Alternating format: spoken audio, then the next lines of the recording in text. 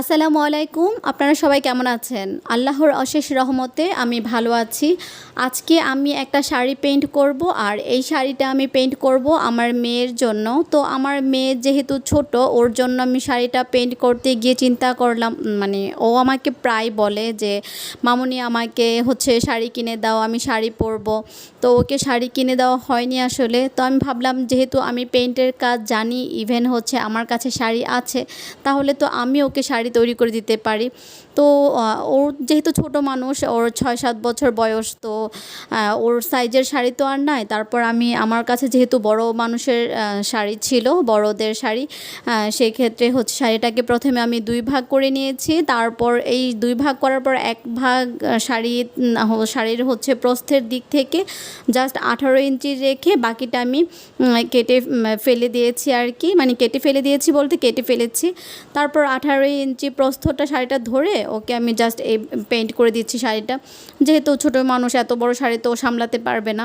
তো শাড়িটা কিন্তু আমি আমার মনের মতো করে পেইন্ট করে দিচ্ছি।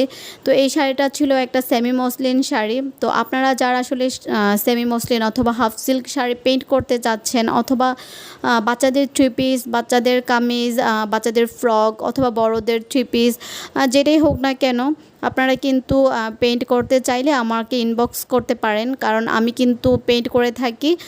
সেক্ষেত্রে অন্যান্য পেজে আপুরা যত মানে প্রাইসটা যেরকম রাখি, আমি কিন্তু তুলনামূলকভাবে প্রাইসটা অনেক কমই রাখি। আর সবচেয়ে বড় কথা যে এই হাতে কাজ জিনিসগুলো কিন্তু একদম অন্যরকম একটা, মানে সুন্দর, কী বলবো, অন্যরকম একটা ফিলিংস আসে এই জিনিসগুলো পরলে। আর একদম ইউনিক তো অবশ্যই, কারণ সারা মার্কেট ঘুরে, সারা বাজার ঘুরে আপনি একটা দামি ড্রেস কিনলেন, কিন্তু দেখলেন যে এরকম আপনার মতো আরও হাজার হাজার মানুষ পরছে। বাইরে বের হলে দেখবেন যে হ্যাঁ মিলে গেছে, কিন্তু এই হাতে আঁকা পোশাকগুলোর এটাই একটা সুবিধা যে আপনি আর আপনার সাথে, মানে আপনি যেই ড্রেসটা পরেছেন দ্বিতীয় কাউকে আর এটা দেখবেন না। তো সেদিক থেকে কিন্তু একদমই ইউনিক এই হাতে আঁকা পোশাকগুলো আমার কাছে মনে হয়। আর হাতে তৈরি জিনিসগুলো সবসময় অনেক সুন্দর হয়, অনেক ইউনিক হয়, অনেক আদর যত্ন করে তৈরি করা হয়, অনেক যত্নে তৈরি করা হয়।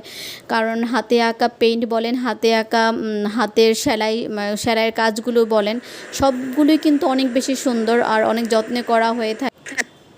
হ্যান্ড পেইন্ট সম্পর্কে যাদের ইন্টারেস্ট আছে বা হ্যান্ড পেইন্টের কাজ শিখতে চান, তারা কিন্তু আমার চ্যানেলটাকে সাবস্ক্রাইব করে পাশে থাকতে পারেন, কারণ আমি কিন্তু আমার চ্যানেলে ম্যাক্সিমাম সময়ই হ্যান্ড পেইন্ট রিলেটেড ভিডিওগুলো আপলোড করে থাকি। সবাই ভালো থাকবেন, আর যদি আমার ভিডিও ভালো লাগে তবে লাইক কমেন্ট করতে ভুলবেন না। সবাই ভালো থাকবেন। আল্লাহ হাফেজ।